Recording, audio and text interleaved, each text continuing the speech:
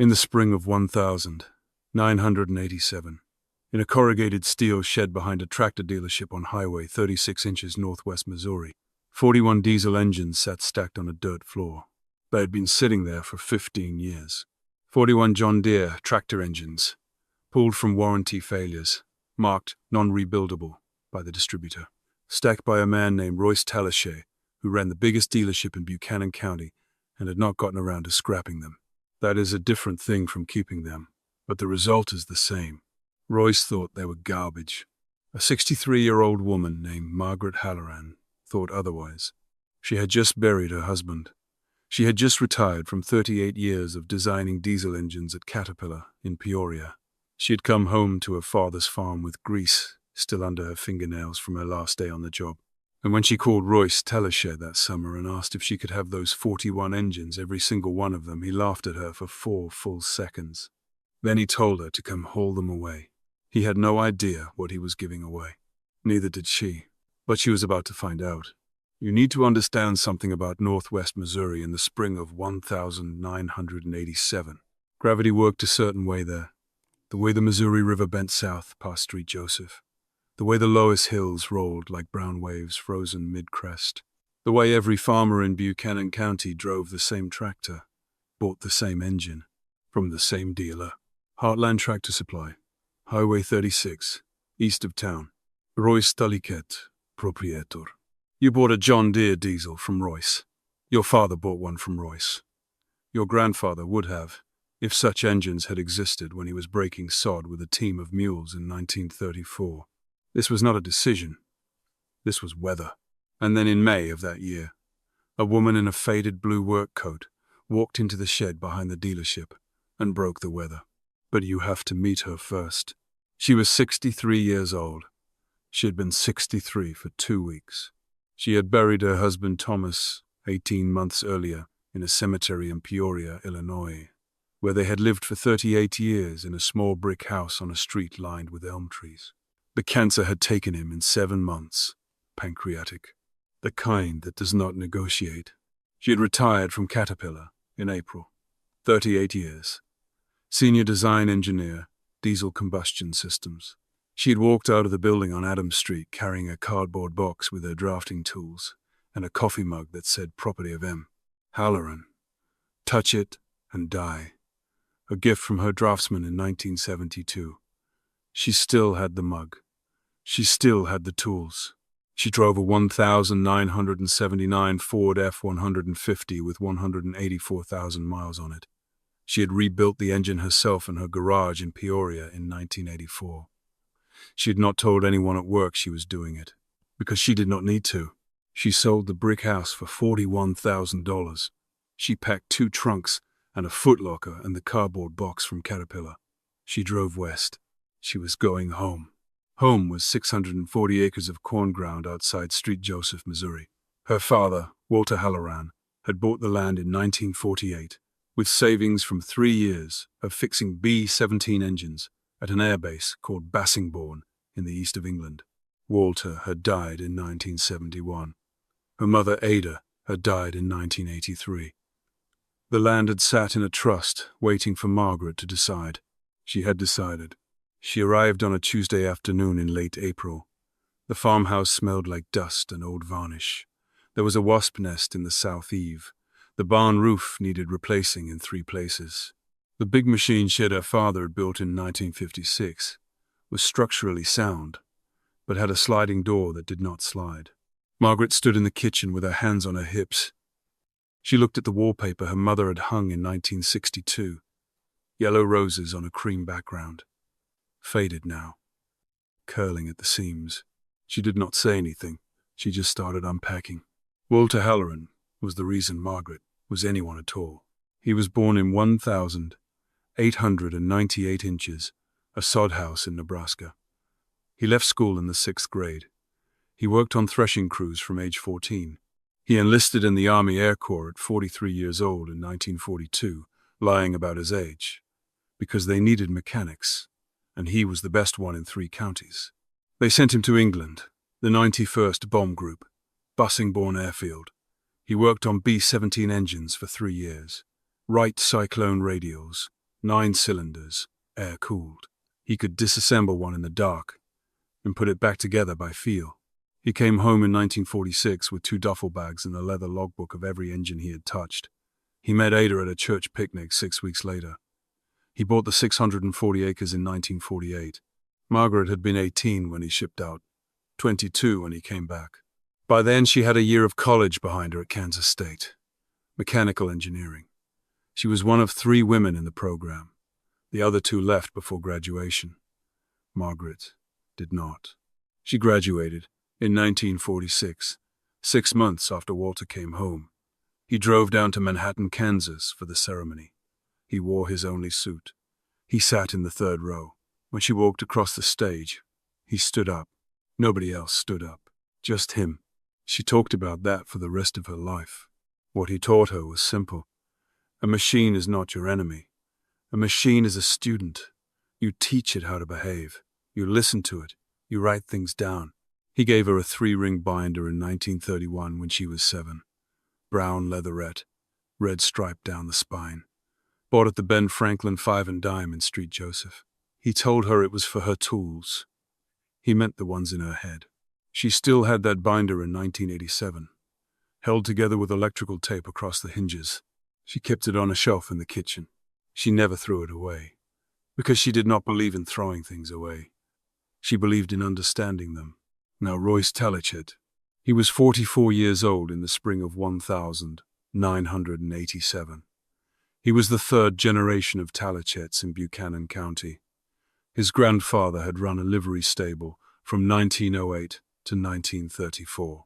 His father, Hollis, had run a small repair garage on the south side of Street Joseph from 1948 until he died in 1979. Royce had taken over the dealership from a man named Ed Verhoeven in 1972, built it from a 2-bay shop into a 12-employee operation, carried the John Deere line exclusively, held service contracts with 2 drainage districts and the Buchanan County Road Department. He was broad-shouldered, loud in a room. He wore a green canvas jacket with his name embroidered above the breast pocket in yellow thread. The jacket was a kind of identity, the kind you wear into a coffee shop so people know who you are before you sit down. He had sold over 400 John Deere diesel engines in Buchanan and surrounding counties. When Royce Talichet told a farmer what engine to buy, the farmer bought it. That was the arrangement. The shed behind the building was Royce's secret. Not because he was hiding it, because he had forgotten about it. The John Deere engines were good. They were not bad engines, but they were designed for clean air and consistent operating conditions, and the lower soil of northwest Missouri produced a fine alkaline dust that the standard air filter assembly could not adequately handle.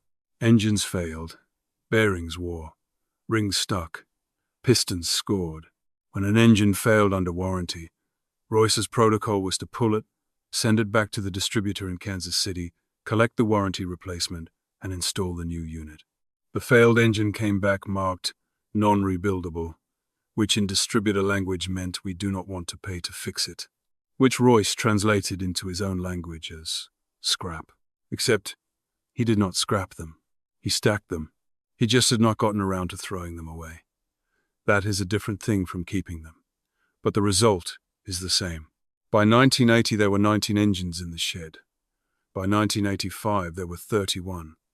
By the spring of 1987, there were 41.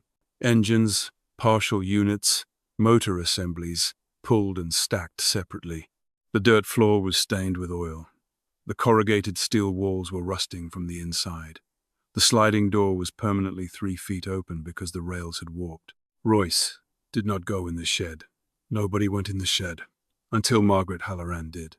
It was a Wednesday in late May, 2 weeks after she had arrived at the farm. She had driven into Street Joseph for a box of grade 8 bolts at the hardware store.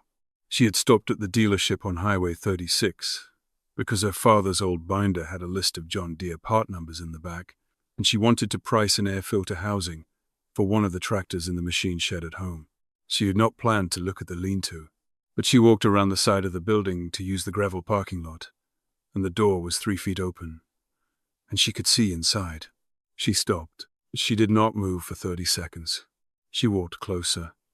She looked at the engine on top of the nearest stack, the casting marks, the serial number plate. She knew what she was looking at before she finished looking. She counted 38. She could see clearly. There were more behind them. She stepped back. She walked to her truck. She drove home. She did not say anything to anyone. There was nobody to say it to. She made a cup of coffee in the kitchen. She sat at the table. She looked at the wallpaper. She thought. She thought for a long time. She did not act for 3 weeks. She watched. She read. She drove to the Missouri Extension Office in Street Joseph and pulled the soil analysis reports for Buchanan County going back to 1975. She drove past Heartland Tractor Supply 4 times in 3 weeks, at different times of day. She counted the trucks in the lot. She was doing what she had always done at Caterpillar. She was characterizing the system before she touched it. In the 3rd week, she made 2 phone calls. The first was to a man named Vernon Strickland in Kansas City. Vernon had worked at a Detroit diesel regional distributor for 26 years. He had sold Margaret parts in the 1960s when she was prototyping a marine diesel application. He was 61, still answering his own phone. She told Vernon she was thinking about a project. She described it briefly. She asked about cylinder head and intake assembly availability for an older Detroit diesel design she remembered. Vernon was quiet for a moment. Then he said, "Margaret, are you telling me what I think you are telling me?" She said, "I am telling you, I might want to buy some parts." Vernon said, "How many?" She said, "Possibly 18. Vernon said, "I can have them in 3 weeks if you confirm by the 15th. She said, "I will confirm." She hung up. She made the second call. This one was to Earl Bramley, who ran a machine shop in Street Joseph called Bramley Precision. Earl was 57. He had repaired a transmission for Walter Halloran in 1968 and had refused payment because Walter had once helped his grandfather pull a calf in a snowstorm. Earl picked up on the second ring. She told him she would be coming by with a drawing. He said, "I'll be here." She did not call Royce Talashet. Not yet. She spent the next 2 weeks at the kitchen table with a roll of graph paper and a mechanical pencil and her father's slide rule. She designed an adapter coupling. She measured every dimension to the 1,000th of an inch. She wrote tolerances in red pencil. She added a parts list. She added a torque sequence. She finished the drawing on a Friday afternoon in mid-June. She rolled it into a cardboard tube. She drove to Bramley Precision. Earl looked at the drawing for 90 seconds. He looked at Margaret. He said, 2 weeks, 18 of them, $240 apiece. She said, "Done." She drove home. She picked up the phone. She called Heartland Tractor Supply. It was 4:15 in the afternoon. The kind of light that comes through a kitchen window in northwest Missouri in summer that makes the wallpaper look almost new again. Royce Talashet picked up on the 4th ring. He sounded like he had been about to go home. She said, "Mr. Talashet, this is Margaret Halloran. I farmed the old Halloran place south of Street Joseph." He said, "I know who you are." She said, "I would like to speak to you about the engines in the lean 2 shed behind your building." There was a pause. He said, "What about them?" She said, "I would like to buy them." There was a longer pause. He said, "All of them." She said, "All of them." She heard him exhale into the phone. He laughed. It lasted 4 seconds. You could count it. 1, 2, 3, 4. It was not a mean laugh. Royce Talashet was not a cruel man. He was a man who believed that 15 years in the tractor business had taught him everything the tractor business had to teach. And he was hearing something that did not fit. So he laughed. He said, "Mrs. Halloran, those engines are scrap." She said, "I understand that is the distributor's position." He said, "That is the manufacturer's position." She said, "I understand." He said, "Are you a mechanic?" She did not answer. He said, "Mrs. Halloran, are you a mechanic?" She said, "I am a mechanical engineer. I just retired from Caterpillar in Peoria. Diesel combustion systems. 38 years. There was a pause. You could feel him recalibrating, but not enough. He said, "That is wonderful, ma'am. But these engines are not rebuildable. The distributor has documented." She said, "I would like to see them." He said, "Excuse me," she said. "I would like to come look at them. Tomorrow morning, if that is convenient." He said, "Mrs. Halloran, those engines are scrap. They have been scrap for 15 years. The motors are burned. The blocks are cracked. The rings are seized. Whatever you think you can do with them, you cannot do." She did not answer. He said, "Are you still there?" She said, "I am still here." He said, "Look, I appreciate that you have an interest, but this is not a project for an amateur. And it is not a project for a—" He stopped. You could hear him stop. You could hear the word he did not say. She said, "For a what, Mr. Talichet?" He said, "For a retired person, ma'am. It is a young man's job." She said, "I see." He said, "Look, you want them. Take them. They have been sitting in my shed for 15 years. I should have scrapped them 10 years ago. Clean out my shed for me. They are yours. No charge." She said, "Thank you." He said, "Just one thing." She said, "Yes." He said, "Whatever you do with them, do not put my name on it. If one of them blows up in your face, I do not want to hear about it." She said, "You will not." She hung up. She stood at the kitchen counter for a moment, with her hand still on the receiver. She looked at the yellow roses on the wallpaper. Something happened in her chest. It was not anger. Not exactly. It was older than anger. It was the same thing that had happened in a freshman engineering classroom at Kansas State in September of 1942, when the professor had announced that ladies were welcome to audit, but should not expect to complete the course of study. It was the same thing that had happened at her first job interview at Caterpillar in 1949, when the hiring manager had said, "Miss Halloran, we have a typing pool on the second floor if you got the wrong elevator." It was the same thing that had happened in 1958, when she had presented her cylinder head redesign to a room full of senior engineers, and the head of department had said, "That is a very pretty drawing, Margaret. Did your husband help you?" It was the same thing that had happened 40 years before, and 30 years before, and 20 years before, and 10 years before. And here it was again, in her own father's kitchen. She did not cry. She had not cried in a long time. She had cried at Thomas's funeral. She had cried for a week afterward. She had not cried since. She was not going to cry now. She was going to do something else. She was going to get those engines out of that shed, every last one of them. And she was going to take them home. And she was going to take them apart. And she was going to rebuild them, not because she needed to prove anything, because she had stopped needing to prove things sometime in the 1970s. She had already proven everything. She was going to do it because the engines deserved it. Because Walter Halloran had taught her in 1931 that a machine is a kind of student. And these 41 engines had been failed students for 15 years, stacked in a dirt floor shed. She was going to teach them. She rented a flatbed trailer from a neighbor named Glenn Voorhees on Saturday morning. She drove to Heartland Tractor Supply at 8 a.m. Royce was not there. There was a parts counter clerk, a young man in his early 20s, sandy hair, acne scars on his jaw. The nameplate on his shirt said J. Pullman. He looked up when Margaret walked in. She said, "Mr. Talichet told me I could pick up the engines from the shed behind the building." He said, "Ma'am." She said, "He may not have mentioned it."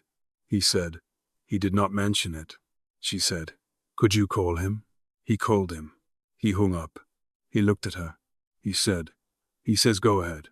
She said, "Thank you." She turned to leave. He said, "Ma'am." She turned back.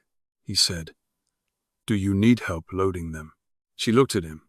She said, "Are you offering?" He said, "I am offering." She said, "Why?" He said, "Because they are heavy." She looked at him for another second. She said, "That is a good answer." Yes. It took 3 trips. It took all day Saturday and most of Sunday. The young man, Jacob Pullman, was his full name, loaded with her on Saturday. He did not say much. He had grown up on a farm in Andrew County, north of Street Joseph.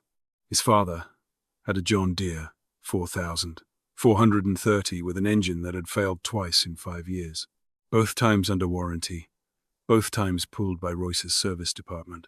Jacob had not known there was a shed behind the building. He thought about that while they loaded. He did not say anything about it. He just lifted the engines. By Sunday evening, All 41 engines were stacked on wooden pallets in Margaret's machine shed behind the farmhouse. The shed was 80 feet long and 40 feet wide. Walter had built it in 1956. The roof was tin. The floor was poured concrete that Walter had finished himself with a steel trowel. There were workbenches along the south wall. There was a chain hoist on a beam that ran the length of the building. Margaret stood in the doorway at sunset. She looked at the engines. She said, "Okay." Then she went inside and made a sandwich and went to bed. She woke up at 5 a.m. On Monday morning, the way she had woken up at 5 a.m. every morning of her adult life. She made coffee. She drank it standing at the kitchen window, watching the sun come up over the corn. Then she walked out to the machine shed. She slid the door open. She looked at the 41 engines on the pallets. She walked to the workbench. She opened a new 3-ring binder, brown leatherette, red stripe down the spine, identical to the one her father had given her in 1931. She wrote the date. She wrote, Day 1. She picked up a wrench. She got to work. What she did not know yet, what she would not learn for several months, was that one of those 41 engines had been built using a licensed component design she herself had contributed to at Caterpillar years earlier, a design that had been modified by the licensee to cut cost, a design she had once written a memo about, a memo that had been filed and forgotten. She did not know that yet. The engines did. The engines had been waiting for her to figure it out. She just had not gotten there yet. That is where part 1 ends, with a woman at 63 years old, in a barn, holding a wrench. She did not know what she was walking into. She did not know it would take her 16 years. She did not know that she would install the last of these engines into the tractor of a widow who would otherwise have lost her land. She did not know that the man who laughed at her on the phone would one day drive 12 miles south on a November afternoon and stand in this very shed and not be able to speak. She did not know any of it. She just picked up the wrench, and she got to work. You should know how long this took, because the story moves fast in the telling, but it did not move fast in the living. 16 years. From the Monday morning, Margaret picked up a wrench in her father's machine shed to the Tuesday afternoon. Royce Talichet drove out to her farm and stood in front of 22 rebuilt engines on wooden pallets and could not speak. 16 years. Feel that for a moment. A woman at 63 picking up the first engine, and that same woman at 79 putting down the last one. Because what Margaret Halloran did was not a flash. It was not a moment. It was a slow weather front moving across Buchanan County, and nobody saw it coming until they did. She started with engine number 1 on a Monday in late June of 1987. She tagged it with a strip of orange surveyor's flagging tape. She wrote the number in black marker. She wrote the same number on a divider tab in the binder. She wrote the date. Then she took it apart. Slowly, she measured every component. She wrote every measurement in the binder. She noted every failure mode, scored cylinder walls, worn rod bearings, burned valve seats, cracked piston crowns, collapsed lifters, spun main bearings. She did this for 6 weeks. By the second week of August, she had disassembled all 41 engines. She had her answer. 22 of the blocks were salvageable. 19 were not. The 19 had cracked decks, scored cylinder bores beyond machinable tolerance, or main bearing journals worn past spec. She set those 19 aside on a separate pallet near the south door. She did not consider them dead. She considered them parts donors. The 22 she could save. She wrote in the binder, Day 43, 22 viable, 19 donor, begin rebuild sequence. She closed the binder. She walked back to the house. She made dinner, a pork chop, mashed potatoes, green beans from her mother's old recipe with bacon and onion. She ate at the kitchen table. She thought it was somewhere in the middle of that first month that she found the memo. She had been organizing the trunks she had brought back from Peoria, old work files, 40 years of engineering correspondence. She had been thinking about throwing most of it out. She did not throw most of it out. She found a folder marked Licensee Reviews 1980. She opened it. Inside was a copy of an internal Caterpillar memo dated the 14th of August 1980, authored by Margaret Halloran, senior engineer, Diesel combustion systems. Subject: particulate tolerance concerns in licensee modifications to ALS. 7-8 intake assembly. She read it. She had not read it in 7 years. In 1978, Caterpillar had sold a licensing agreement to John Deere for a particular air filtration and intake manifold design. Margaret had contributed the calculations for particulate tolerance. Her specifications had assumed an operating environment with up to 400 parts per million of suspended particulate. When John Deere had acquired the license, their engineering department had modified the design to reduce production cost. They had thinned the filter media. They had changed the intake passage geometry. They had reduced the design particulate tolerance to 250 parts per million. Margaret had reviewed the modified design in 1980. She had written this memo, 4 pages. She had warned that the modified design would fail prematurely in agricultural applications, in regions with high lowest content. She had specifically named 4 counties. Buchanan was the first one. The memo had been filed. Nobody had read it. She sat at the kitchen table with the memo in her hands for a long time. She did not feel vindicated. She did not feel angry. She felt something else. She felt the way you feel when you finally hear someone confirm a thing you have been carrying alone for years. Then she did something her father would have done. She got up. She made a fresh pot of coffee. She put the memo in the binder, under engine number 1. With the wear measurements and the disassembly notes, she wrote on the binder tab in red pencil, confirmation, 1,980. She closed the binder. She did not speak of it to anyone. The phone rang on a Tuesday in September. It was Vernon Strickland. He said, "Margaret, your parts are here." She said, "All of them," he said. "All 18 sets, plus the gasket kits, plus the bearings, plus the rings." She said, "I will be there Thursday." He said, "Margaret." She said, "Yes."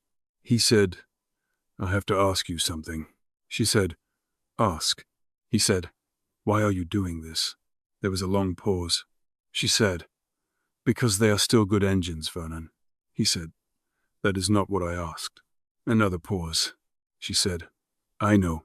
She did not answer the question. She hung up. She drove to Kansas City on Thursday. She borrowed Glenn Voorhees' flatbed again. She loaded 18 older design Detroit diesel cylinder heads and 18 intake assemblies and 7 boxes of associated parts. Vernon stood in the warehouse doorway while she loaded.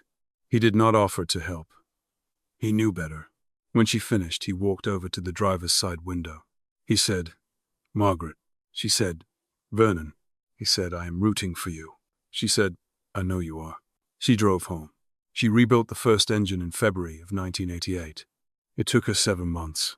It was not because the work was hard. It was because the work was new. She was building something that did not exist. She was machining mating surfaces by hand, because the original drawings had no specifications for the interface she was creating. She was casting her own gaskets out of high-temperature composite material she had ordered from a supplier in Cleveland. She was hand-fitting bearing shells using a dial indicator and Prussian blue in a small file. She tested the first engine on a Sunday afternoon in February, the 14th of February, 1988. Valentine's Day. There was snow on the ground. She had built a test stand in the south end of the machine shed, a heavy steel cradle, a coolant circulation system, a diesel fuel tank suspended from the rafters, a homemade dynamometer made from a hydraulic pump, and a pressure gauge. She bolted the engine into the cradle. She connected the fuel line. She primed the system.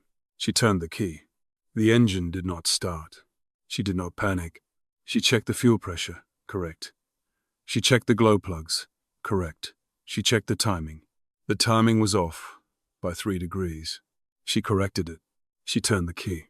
The engine started. It ran for 40 seconds. Then it stopped. It did not just stop. It seized. The crankshaft locked. The timing chain snapped. A piece of the chain whipped through the side cover and embedded itself in a roof joist 12 feet away. Margaret stood in the silence. She looked at the engine. She looked at the broken side cover. She looked at the piece of timing chain stuck in the rafter. She walked outside. She sat down on the concrete step in front of the shed door. The snow fell. The light got blue, and then violet, and then almost black. She finally stood up. She went inside. She made coffee. She brought it back to the shed. She wrote in the binder. She wrote, Day 233. Engine 1. Catastrophic failure at 40 seconds. Ring seizure. Cause undetermined. She paused. She added, Investigate thermal expansion coefficient mismatch. She closed the binder.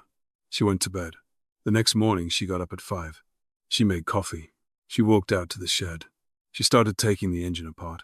What she found was a calculation she had missed. The piston rings had been machined from a chromium-molybdenum alloy specified by Detroit Diesel. The cylinder walls had been honed to Detroit Diesel tolerance. But the block was a John Deere block, with different carbon content, with different thermal expansion and operating temperature. She had not calculated for that. She had calculated for everything else: fluid passages, bolt torque, gasket compression, coolant flow, but not the carbon content of two different manufacturers' cast iron at 190 degrees Fahrenheit. She wrote it in the binder, in her own handwriting. She did not soften it.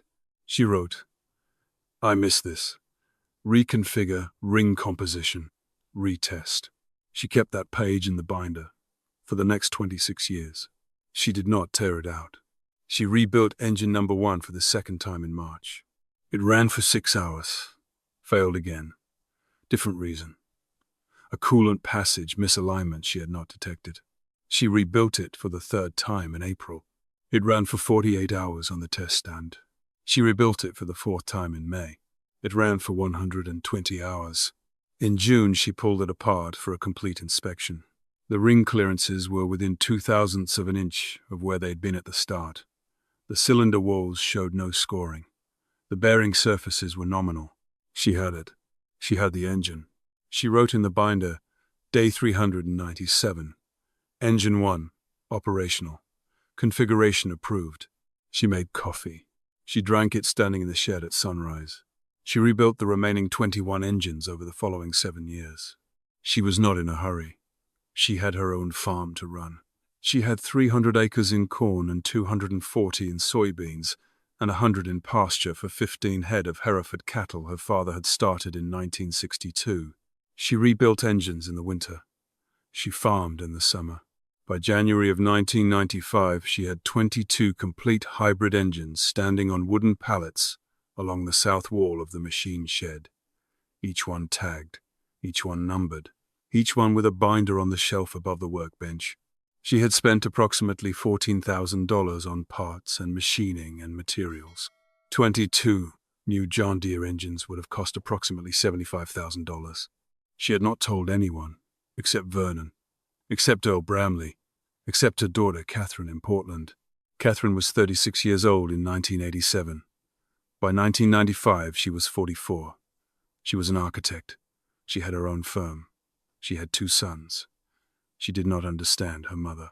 She had never understood her mother, but she called every other Sunday. In a Sunday call in March of 1993, Margaret had mentioned the engines for the first time, briefly. The way you mention a hobby, she had said, I have been rebuilding some old engines in the shed. Catherine had said, Mom, are you all right? Margaret had said, I am fine, sweetheart. Catherine had said, Mom. Margaret had said, I am better than fine. Go finish your house plans. That had been the end of that conversation. Catherine had not asked about the engines again. Margaret had not offered. This is one of the things that happens between mothers and daughters. There are conversations they do not have, not because the love is missing, because the conversation is too big to start. So you do not start it. You just keep calling every other Sunday.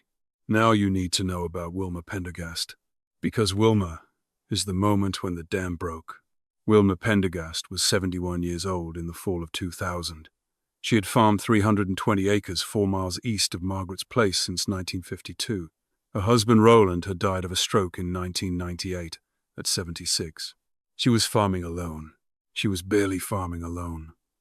Her son lived in Street Louis and called twice a month and did not understand why she would not just sell the land.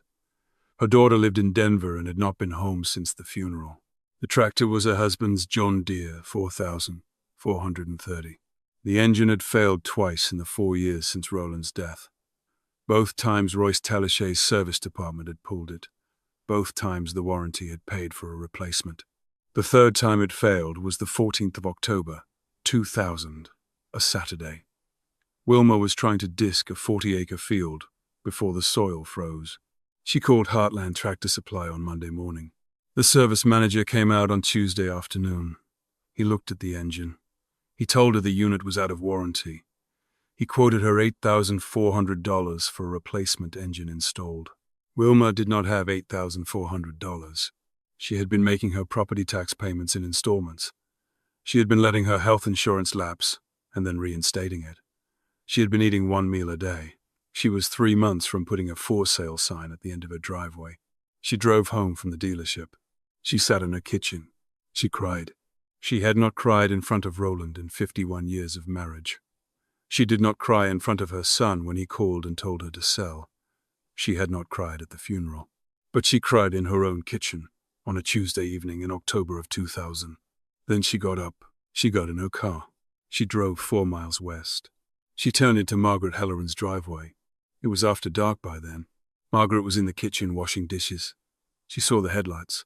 She walked out onto the porch. Wilma got out of the car. She did not get all the way to the porch. She got to the 3rd step. She said, "Margaret." Margaret said, "Wilma." Wilma said, "I do not know what to do." Margaret said, "Come inside." Margaret made her a cup of coffee. She put it in front of her at the kitchen table. She said, "Tell me what is happening." Wilma told her. Margaret listened. She did not interrupt. When Wilma was finished, Margaret said one thing. She said, "I have an engine that will fit your tractor. I will install it tomorrow. You do not have to pay me until your soybeans come in next fall. If they do not come in, you do not have to pay me at all." Wilma looked at her. Wilma said, "Margaret." Margaret said, "Wilma." Wilma said, "I cannot accept that." Margaret said, "You can." Wilma said, "Why are you doing this?" Margaret was quiet for a moment. Then she said, "Because somebody should have done it for my mother, after my father died, and nobody did. She lost the bottom 40 acres because she could not pay the property tax. She never told me. I found the records after she died." Wilma did not say anything. Margaret said, "You are not losing your land, Wilma." Wilma started to cry again. She tried not to. She failed. Margaret reached across the table. She put her hand on Wilma's hand. She did not say anything else. She installed the engine on Wednesday. It took her 6 hours. Jacob Pullman helped. Jacob still worked at the dealership. He was 35 years old now. He had told Royce he had a dentist appointment. It was the first lie Jacob Pullman had ever told Royce Talachay. It would not be the last. The engine ran. It ran perfectly. Wilma stood next to the tractor in her yard at dusk and watched the exhaust come out of the stack. And she put her hand over her mouth. And she nodded. And she could not say anything because there was nothing to say. Margaret drove home. She wrote in the binder. She wrote, "Engine 14. Pendergast Farm. Operational." She paused. She added, "Day 5001. She closed the binder. She made dinner. Word travels in a small county the way water travels in a flat field. Slowly at first. Then all at once. Wilma told her sister-in-law. Her sister-in-law told her bridge club. Her bridge club told their husbands. Their husbands told their hired hands. Their hired hands told the farmer at the next farm over. By Christmas of 2000, Margaret had installed 3 more engines. By the summer of 2001, she had installed 7. By the fall of 2003, she had installed 11. 11 engines, in 11 tractors, across Buchanan County and into the northern edge of Andrew County. Every one of them running. Every one of them belonging to a widow, or to a small farmer who could not afford a replacement, or to a man who had been overcharged by Heartland Tractor Supply, one too many times. Margaret was not advertising. Margaret was not selling. Margaret was a woman in a blue work coat who answered the phone when it rang, and who said yes when somebody needed help. She charged $3,200 per installation. payment terms flexible. 3-year personal warranty. Nobody asked questions. Until somebody did. The first lawyer letter arrived in January of 2004. Cream-colored letterhead. From a firm in Street Joseph called Devereux and Mortensen.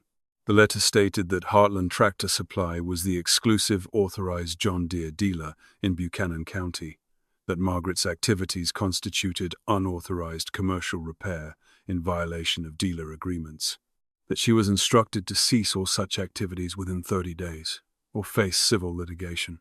Margaret read the letter once. She read it again. She folded it. She put it on the kitchen table. She picked up the phone. She called a lawyer in Peoria named Helen Sturridge, who had handled her husband's estate. She read Helen the letter. Helen was quiet for a moment. Helen said, "Margaret, do you still have your professional engineer license?" Margaret said, "I do." Helen said, "Is it current?" Margaret said, "It is current. I renewed it in 2002. Helen said, "Margaret, they have no case. A licensed PE has the legal right to perform engineering work in their area of competence. The dealer agreement does not supersede state professional licensing law. Whoever wrote this letter does not understand the law, or is hoping you do not," Margaret said. "What should I do?" Helen said, "I will write them back. Send me the letter." Margaret sent the letter on Tuesday.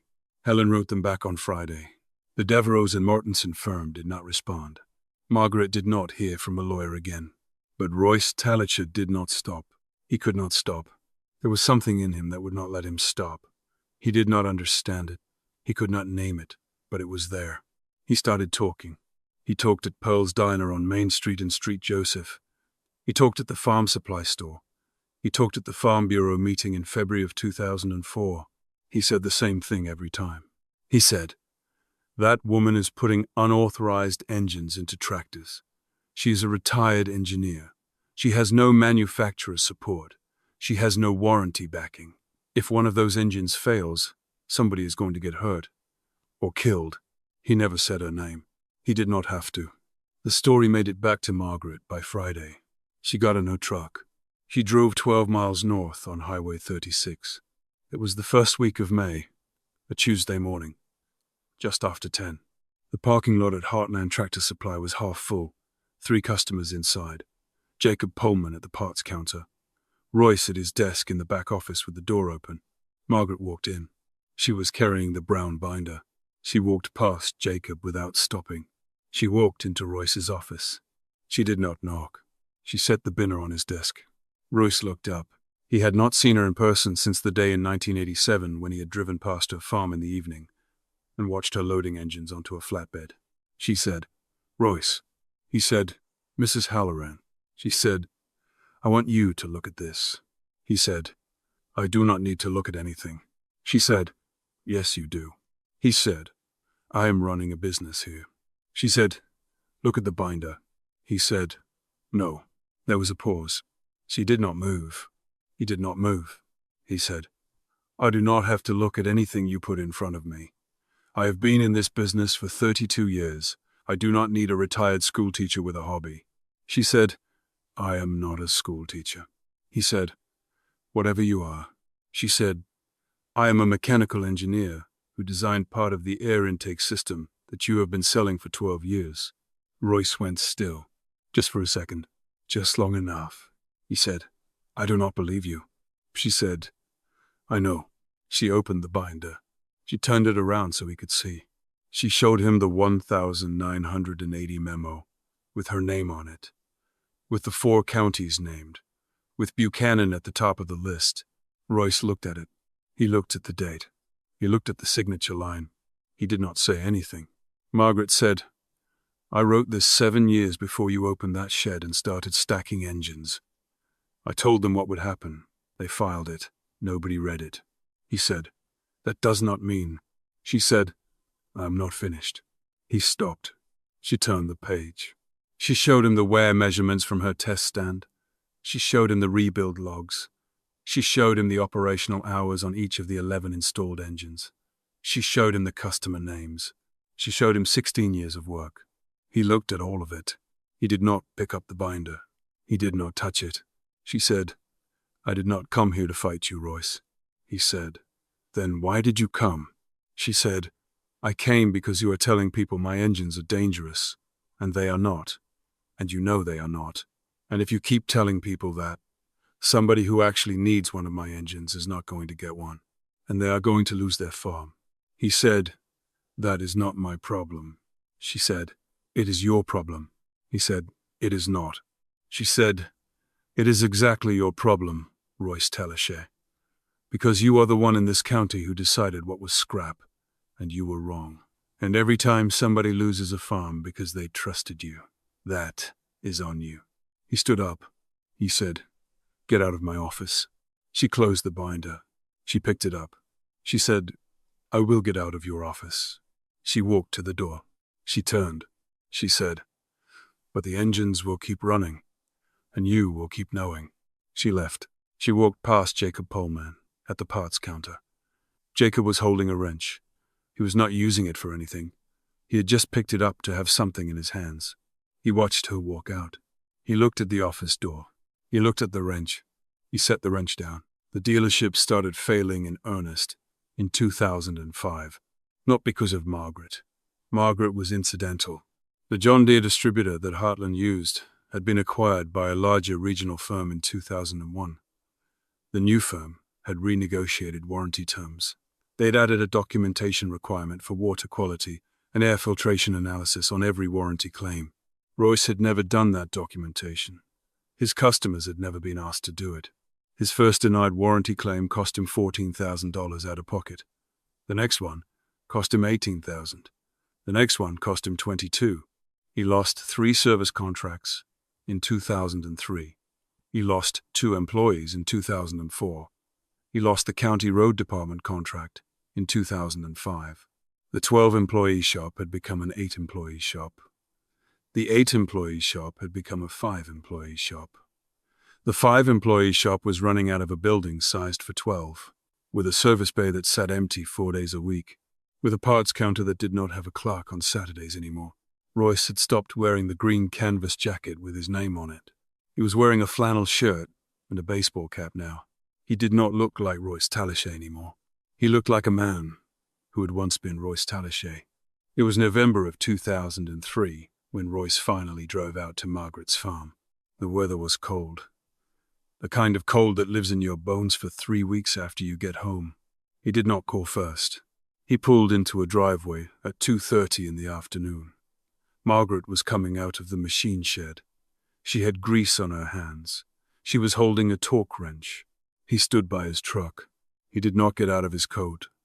He did not take his hands out of his pockets. He said, "I hear you are selling engines."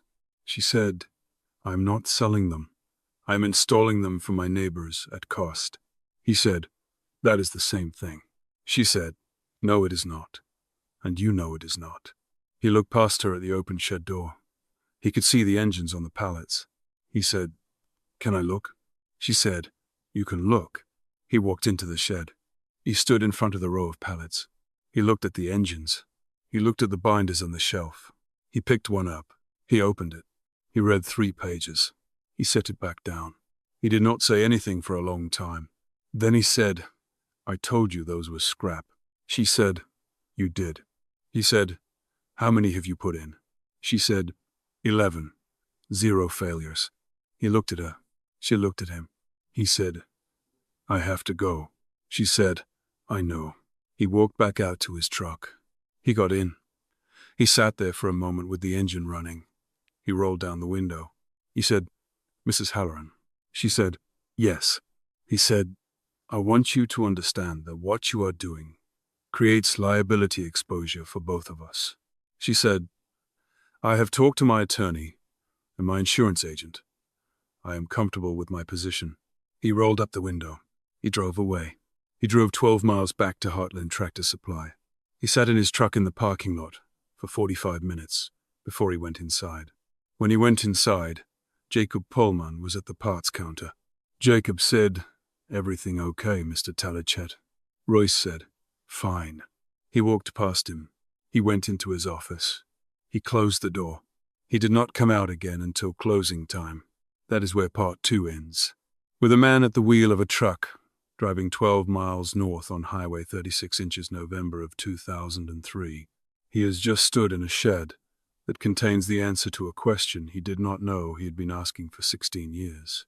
He has just looked at the work of a woman he had once laughed at on a phone call he barely remembers. He cannot speak about it. He cannot tell his wife. He cannot tell Jacob. He cannot tell anyone. He just drives. The road goes on. The sky over Buchanan County in November is the color of old iron before a storm. And somewhere in the back of his mind, very far back, a door starts to open. A door he has kept closed for 38 years. He does not know it is opening yet, but it is. Heartland Tractor Supply did not die in a fire. It did not die in a foreclosure. It did not die in a single bad day. It died the way a man stops eating. It died in February of 2007. Royce Talashe called his remaining 4 employees into the shop on the first Monday of February. It was cold. The kind of cold where the wind comes off the Missouri River and finds the spaces between your buttons. The employees stood in a half circle in front of the parts counter. Jacob Pullman was one of them. He was 41 years old now. He had been working at the dealership for 22 years. He had been helping Margaret on weekends and evenings for the last 6. Royce did not wear the green jacket. He had not worn it in 2 years. He wore a brown corduroy coat with a torn left sleeve. He said, "I am closing the dealership at the end of the month." Nobody said anything. He said, "I will pay you through March 31. I will write you each a letter of reference. I am selling the building to the Tate Company out of Kansas City. They are not retaining staff." Still, nobody said anything. He said, "That is all." He turned to walk back to his office. Jacob said, "Mr. Tellichard." Royce stopped. He did not turn around. Jacob said, "I am sorry." Royce did not turn around. He said, "Are you?" Jacob said, "Yes, sir, I am." Royce said, "Why?" Jacob did not know how to answer that. He stood there. He thought about saying something. He did not say it. Royce walked into his office. He closed the door. He did not come out for the rest of the day. Royce sold the building in March. He took a small profit. He paid off his outstanding debt to the John Deere distributor. He paid off his mortgage on the dealership building, which was less than he had thought it would be because he had been paying it down faster than required for 15 years out of habit. He had $86,000 in the bank when the dust settled. His wife Linda had died 2 years earlier. Heart attack. Sudden. No warning. She had been 60. His son lived in Wichita with a wife and 2 children. They did not call often. Royce sold the house in Street Joseph.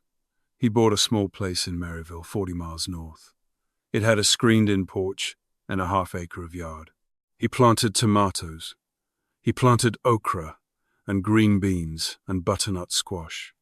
He built 3 raised beds out of cedar plank. He bought at the lumber yard. He learned how to can. He started keeping bees. He did not talk about the dealership. He did not talk about Margaret Halloran. He did not talk about much of anything. He stopped being Royce Talashe, the man whose name had been embroidered on a green canvas jacket above the breast pocket in yellow thread. He became a quiet man in Maryville, who grew vegetables. People can stop being who they were. It is not always for the worse. In May of 2008, Jacob Pullman drove out to Margaret's farm. He had not been there in 18 months. He had moved to Kansas City after the dealership closed. He had taken a job as a service technician at a regional Caterpillar dealership. He was driving a 2003 Chevy pickup with 140,000 miles on it. He turned into Margaret's driveway at 4 in the afternoon. She was sitting on the front porch. She was 84 years old now. She had a glass of iced tea on a small table next to her rocker. She watched him drive up. She did not stand. He got out. He walked up to the porch. He said, "Mrs. Halloran." She said, "Jacob." He said, "I came to ask you something." She said, "Sit down." He sat down on the porch step. He said, "I want to learn what you know." She said, "Which part?" He said, "All of it." She did not answer right away. She looked at him. She looked at the scar on his jaw where he had once cut himself on a piece of sheet metal. She looked at the truck in her driveway, with the dealership sticker still on the back window. She said, "Why?" He said, "Because there is nobody else." She said, "That is not a good enough answer." He said, "I know." She said, "Try again." He was quiet. He looked at his hands.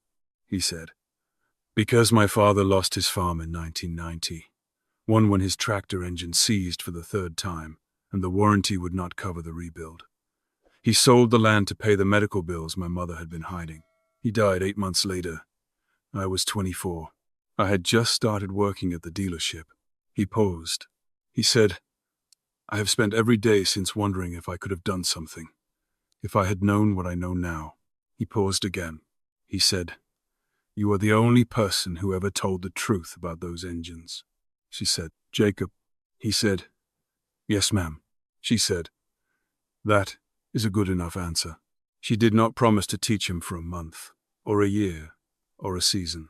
She said, "Come every weekend. Come for as long as you can. I will teach you what I know." He said, "I can pay you." She said, "No, you cannot." He said, "Ma'am?" She said, "Jacob, you cannot pay me, because what I am giving you is not for sale." He looked at her. She looked at him. She said, "My father gave it to me in 1931. I am giving it to you in 2008. That is how this works." He did not say anything. She said, "Now come inside. I'm going to fix you a sandwich." He stood up. He followed her into the house. He stayed for dinner. He drove home to Kansas City at midnight. He came back the next Saturday at 7 in the morning. He came back every Saturday for the next 5 years. He learned by watching her hands. He learned by holding the dial indicator while she read the gauge. He learned by holding the flashlight while she looked into the bore. He learned by writing in the binder while she dictated measurements. He learned the difference between a bearing that was worn and a bearing that was failed. He learned the difference between an engine that wanted to die and an engine that was tired. He learned how to listen to an engine before he turned the key, with his hand on the valve cover, with his ear by the intake. He learned how to tell a customer their engine was not worth saving without making them feel like a fool for asking. He learned how to tell a customer their engine was worth saving without making them feel like a fool for having doubted it. He learned that the binder mattered more than the wrench. He kept the binder. He wrote his name on the spine in 2010, when Margaret told him it was his.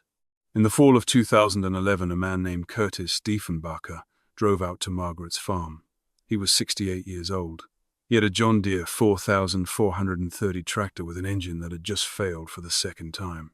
He had been told about Margaret by his neighbor's son. He sat in her kitchen and drank her coffee and explained his situation. Margaret listened. Then she said, "I am 87 years old, Mr. Diefenbacher. I do not install engines anymore." He looked at her. He said, "Then who does?" She said, "Jacob does. I will call him. He will be here Saturday." Jacob came on Saturday. He installed the engine in 7 hours. Curtis paid him $3,200. Jacob kept $400 for his time and gave the rest to Margaret. Margaret put the money in a tin can on her kitchen counter, the same tin can her mother had used for grocery money in 1958. She told Jacob, "This is going to your daughter's college fund, not mine." Jacob said, "Ma'am, my daughter is 2 years old." Margaret said, "I am aware." He kept installing engines. He kept it as a weekend job at first. Then he quit the Kansas City dealership in 2013 and opened a small shop in Street Joseph that he called Pullman Engine Works. He did not advertise. He did not need to. The customers came. He installed the last of Margaret's original 22 rebuilt engines in March of 2014. 22 engines, 22 tractors, 22 families. None of them had failed. Not one. Jacob called Margaret the night he installed the last engine. He told her. She said, "Good." He said, "Ma'am." She said, "Yes." He said, "Thank you." She said, "Jacob." He said, "Yes, ma'am." She said, "You did this, not me." He said, "No, ma'am, I did not." She said, "Yes, you did." She hung up. That was the last conversation Jacob had with her where she was completely herself. She was 89 years old. She had 8 months left. Margaret Halloran did not die slowly. She did not waste away. She just got tired. She kept the binders. She kept the kitchen. She kept the small herd of Hereford cattle. She had reduced to 4 head by 2013. She kept a vegetable garden the size of a postage stamp by the back porch. She read in the evenings, mostly Wallace Stegner, sometimes Marilyn Robinson, always with her father's old reading glasses, which she had never updated, even though her optometrist had told her to. She wrote letters to Catherine in Portland, to Vernon Strickland in Kansas City, to Wilma Pendergast, who had moved into an assisted living facility in Street Joseph after a fall in 2012, but who was still alive at 85 and still wrote back. She did not write to Royce Talcott. She did not have his address. She did not look for it. In October of 2014, she had a small stroke. It was minor. She recovered most of her speech within 2 weeks. She lost some fine motor control in her right hand, which had been her dominant hand for 90 years. She started writing with her left hand. The handwriting was uneven. She did not care. She told Jacob when he came on the next Saturday. He drove her to the doctor. The doctor said her heart was tired. The doctor said there was not much to do. The doctor said, "Margaret, you are 90 years old." Margaret said, "I am aware of how old I am." The doctor smiled. Margaret did not smile. She said, "Tell me what comes next." The doctor said, "You will probably have another stroke. It could be a week. It could be a year. I cannot tell you." Margaret said, "Thank you." She got in the truck with Jacob. She did not say anything on the drive home. When they pulled into a driveway, she said, "Jacob." He said, "Yes, ma'am." She said, "I am going to be honest with you about something." He said, "Okay." She said, "I have been ready for a long time." He did not say anything. She said, "I am not afraid." He said, "I know you are not." She said, "Good." She got out of the truck. She walked into the house. She did not look back. She died on the morning of the 11th of June, 2015. Jacob found her. He had come at 7 a.m., like he had been doing every Saturday for 7 years. He had a thermos of coffee in his truck. He had a bag of donuts from a bakery in Kansas City she liked. He had a question about a stuck flywheel he wanted to ask her. He let himself in. The door was unlocked.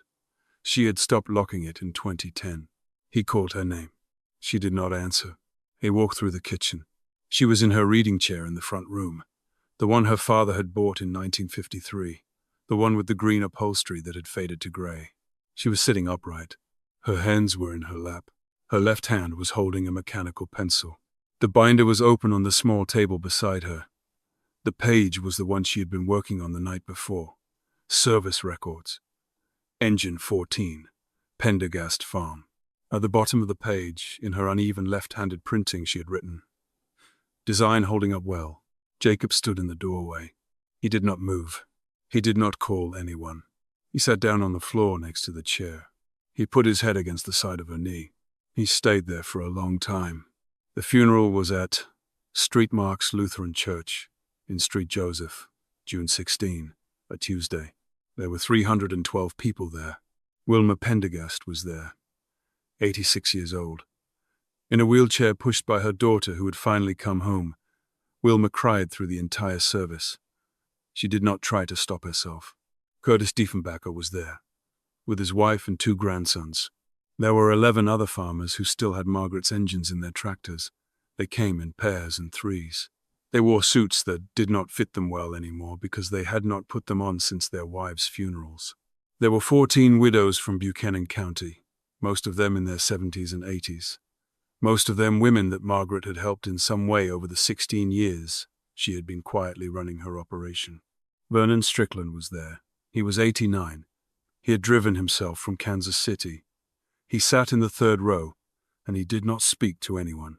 Catherine Halloran Wallace was there, from Portland, with her husband Daniel and her 2 adult sons. Catherine had not been back to Missouri in 11 years. She had not seen her mother in 5. Catherine spoke at the service. She said, "I did not understand my mother for most of my life. I thought she was difficult. I thought she was distant. I thought she did not love me the way other mothers love their daughters. I was wrong about all of that. She was not difficult.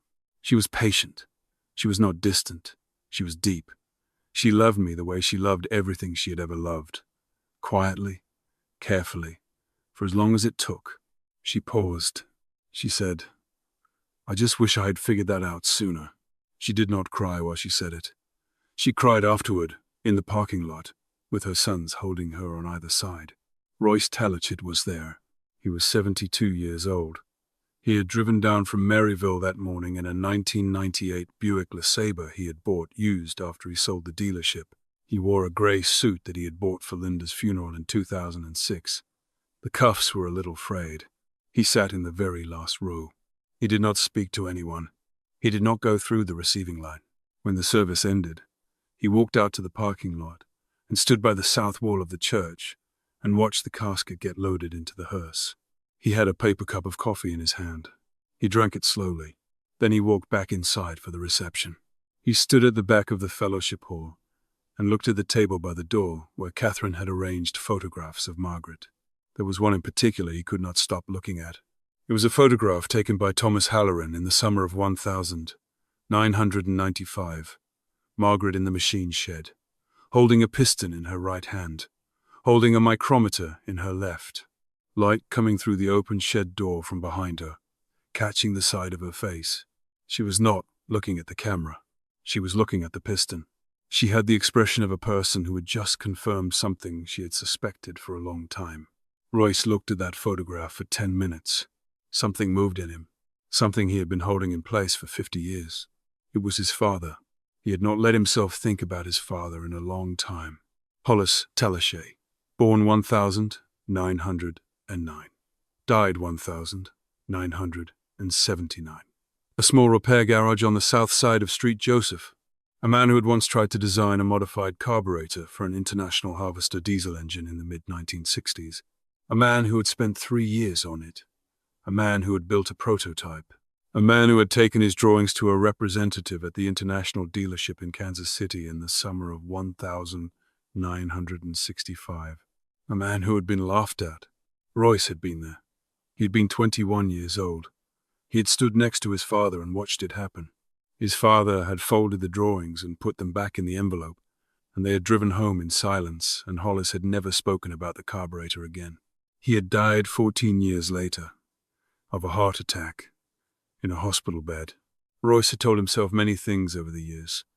He had told himself his father's design had probably been wrong. He had told himself the company representative had probably known something his father did not. He had told himself there was no point looking backward. He had told himself these things so many times that he had almost believed them. Standing in front of the photograph of Margaret Halloran with the piston and the micrometer, he stopped believing them. He set his coffee cup down on the table next to it. He turned around. He walked out of the fellowship hall. He did not look at anyone. He got in his Buick. He drove 40 miles north to Maryville. He did not stop. He did not turn on the radio. He did not pull over. When he got home, he sat in the driveway with the engine running for 20 minutes. Then he turned off the engine. He went inside. He went up to the attic. He took down the box. The box was a cardboard banker's box. It had been in the attic since 1979, when Royce had cleared out his father's house after the funeral. It had not been opened in 36 years. Inside the manila envelope marked carburetor mod in his father's careful capital letters were 17 pages of engineering drawings, pencil on graph paper, dated between March of 1964 and August of 1965. The drawings showed a modified carburetor design for a particular International Harvester diesel engine. The design addressed a specific failure mode in dusty operating conditions that had been killing those engines in northwest Missouri for years. The design was correct. The drawings were correct. The math was correct. Hollis Talachit had been right. He had been 35 years too early. Royce sat on the floor of his guest bedroom, with the drawings spread out on the carpet around him. He looked at his father's handwriting. He looked at the tolerance specifications. He looked at the careful cross-hatching of the cross-sectional views. He had not looked at the drawings since 1965. He sat on the floor for 2 hours. Then he got up. He went to his kitchen table. He found a yellow legal pad. He wrote a letter. The letter was 8 lines long. It said, "Mr. Pullman, I do not know if you remember me. I was Margaret's neighbor for 16 years. and a poor neighbor at that. The enclosed drawings belonged to my father, Hollis Talashe. He was a mechanic in Street Joseph. He made these in 1964 and 1965. He was right, and the manufacturer was wrong. He did not live to be proved right. Margaret was right, too. She did live to be proved right. But she was generous about it, which is more than I deserved. Please put these drawings with hers. My father deserves to be where she is. R. Talashe, Maryville, M.O. He put the letter in a manila envelope. He put the drawings in with it. He drove to the post office on Monday morning. He mailed it. The envelope arrived at the farm on Wednesday. Jacob opened it, standing at the kitchen counter where Margaret had always stood to read her mail. He read the letter. He looked at the drawings. He sat down at the kitchen table. He did not cry. He did not cry until later that night. Then he cried for almost an hour. Royce Talashe died 6 months later, January of 2016. A stroke in his sleep. He was found by his neighbor when his newspaper had not been brought in for 2 days. He left no will. His son sold the house in Maryville and gave most of the proceeds to the Buchanan County Historical Society. There was a small funeral at the Methodist Church in Maryville. 11 people attended. Jacob Pullman was one of them. He drove up from Street Joseph. He stood at the back. He did not speak to anyone. When the service ended, he walked out to the parking lot and stood by the south wall of the church and watched the casket get loaded into the hearse. He had a paper cup of coffee in his hand. He drank it slowly. He drove home. He did not tell anyone he had been there. Jacob and his wife and their daughter Hattie live in the old farmhouse on the Halloran place now. Margaret left it to him. Catherine, who had her own life in Portland and her own house and her own children, signed off without hesitation. My mother gave it to who she gave it to, she said. That is how she would want it. Hattie is 14. She is learning to read engineering drawings the way Margaret learned in 1931. She has her own binder. She has her own toolbox. The machine shed is still standing. The sliding door slides. Inside, against the south wall, above the workbench, where Margaret worked for 16 years, there are 3 things on the wall. The first is a photograph of Walter Halloran, Bassingbourn Airfield, 1944. He is standing next to the engine of a B-17. His sleeves are rolled up. He is 46 years old. He is not smiling. He is looking at the camera the way a man looks at a camera when he has not slept in 2 days and there is a war on. The second is a photograph of Margaret Halloran, taken by Thomas in 1995. The piston, the micrometer, the light coming through the shed door. The third is a single sheet of graph paper. Pencil, cross-hatched cross-sections of a modified carburetor, signed in the bottom right corner, in careful capital letters, Hollis Talashe, Street, Joseph, M.O., the 15th of August, 2065. Jacob framed it himself. He hung it on a Saturday morning, in June of 2016. His daughter Hattie was 4 years old then. She watched him hang it.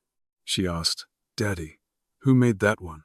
He said, "A man who was right a long time before anybody listened." She thought about that. She said, "Did he know he was right?" He was quiet for a moment. Then he said, "I think he did." "Yes." She said, "That is good then."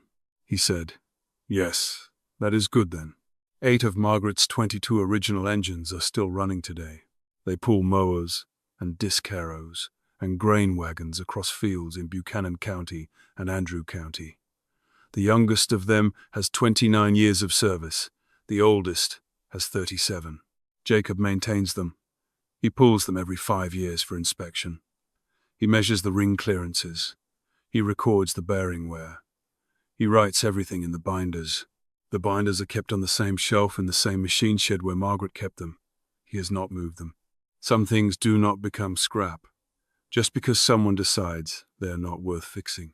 Sometimes they just wait in a shed for 15 years, for 30 years, for 50 years, until the right person comes along with a micrometer and a binder and enough patience to find out what they were always capable of. This is true of engines. It is true of people, too. Margaret Halloran knew that. She knew it when Royce Talichet laughed at her on the phone for 4 full seconds in June of 1987. She knew it because she had been waiting her entire life for someone to listen. And when nobody did, she did not stop. She just got to work.